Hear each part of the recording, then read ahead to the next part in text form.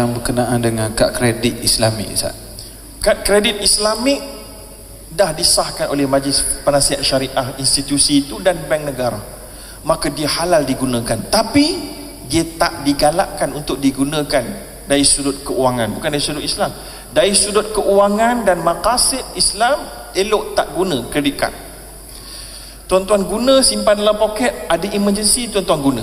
Kalau tak ada emergency jangan guna, sebab dia tetap kos dia tidak menyebelahi tuan-tuan.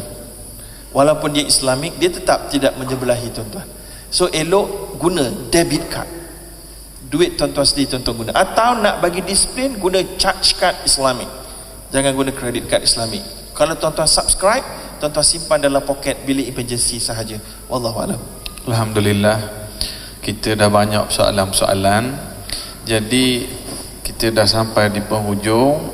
Saya minta Fadil Ustaz Dr. Zaharuddin untuk membuat kesimpulan secara keseluruhan perbincangan kita.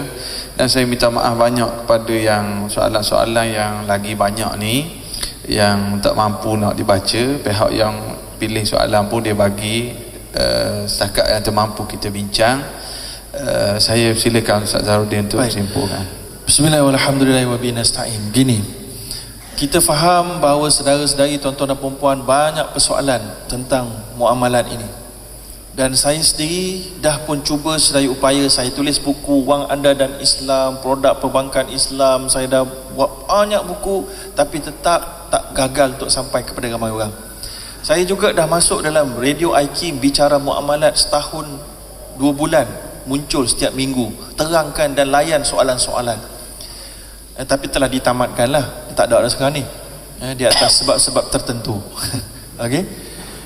Dan sekarang ini saya sedang berusaha untuk beritahu pada RTM supaya mewujudkan satu slot begini live di televisyen, supaya saya boleh jawab persoalan-persoalan orang ramai. Mereka question, Ustaz, kena ada sponsor, kena ada sponsor.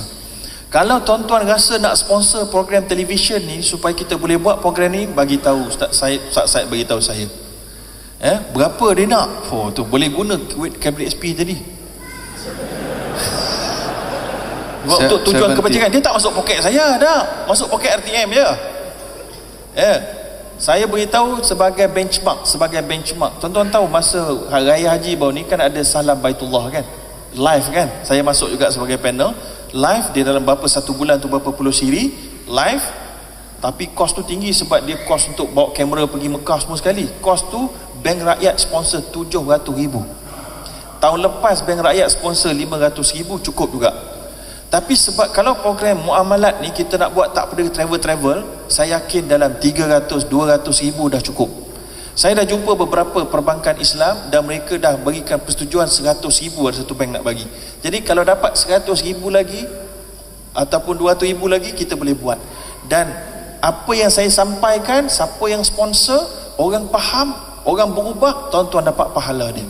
Man sanna sunnatan hasanah kana lahu ajruha wa ajru man amila biha la yanqusa min ujuriha syai'a. Siapa yang mendorong orang buat kebajikan dan orang buat, kamu dapat dan tak kurang pahala daripada orang.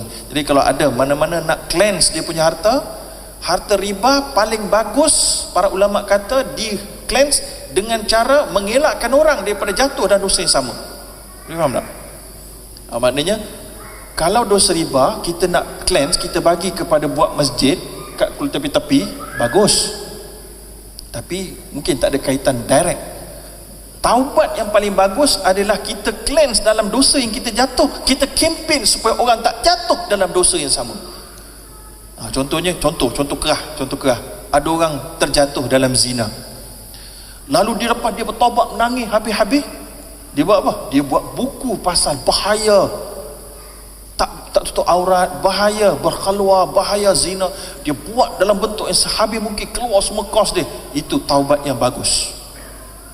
Sebagaimana Nabi sebut, ittaqillah haitsuma kunta wa atbi'i sayyi'ah alhasanah tamhuha wa khaliqin nasi bi khuluqin hasan. Bertakwalah kamu kepada Allah di mana saja kamu berada dan ikuti perbuatan dosa kamu dengan kebajikan, lalu kebajikan akan memadam dosa itu, lalu menjadikan kamu seorang yang berakhlak mulia.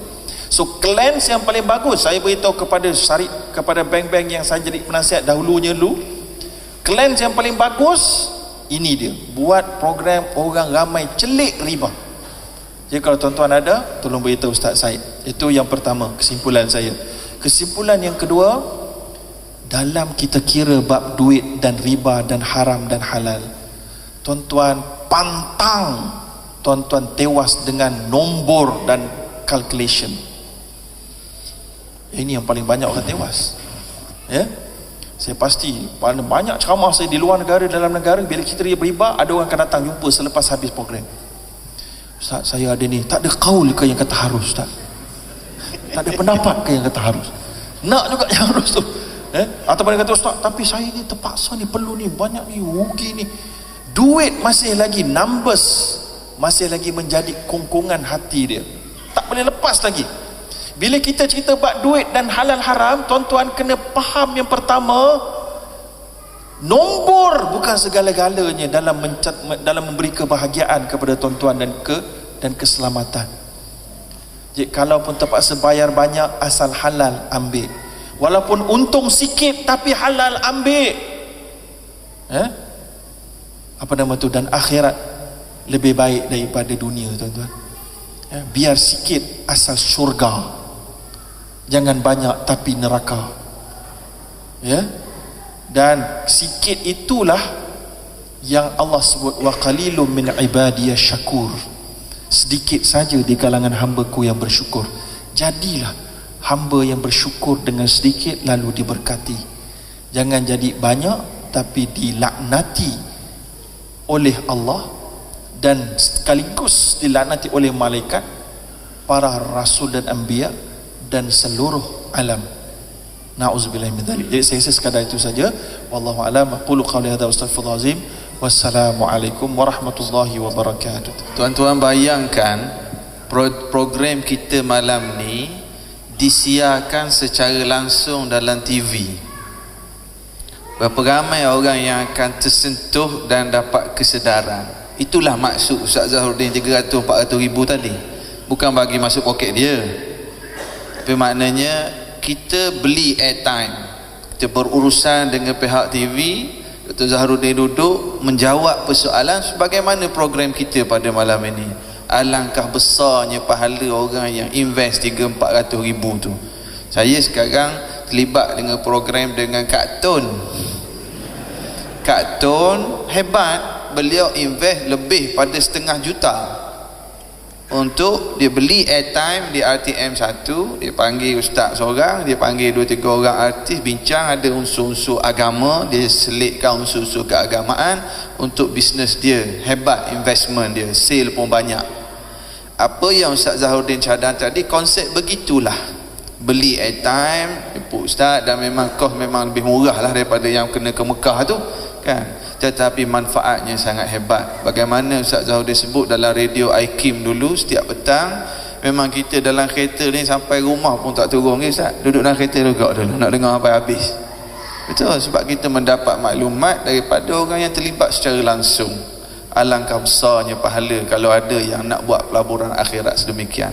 Di akhir ini, terima kasih sekali lagi pada Al-Fadhil Dr. Zahrudin di atas masa dan perkongsian yang sangat bermanfaat, dan kepada semua yang hadir, insya-Allah panjang umur, kita jumpa dalam sesi-sesi akan datang. Assalamualaikum warahmatullahi wabarakatuh.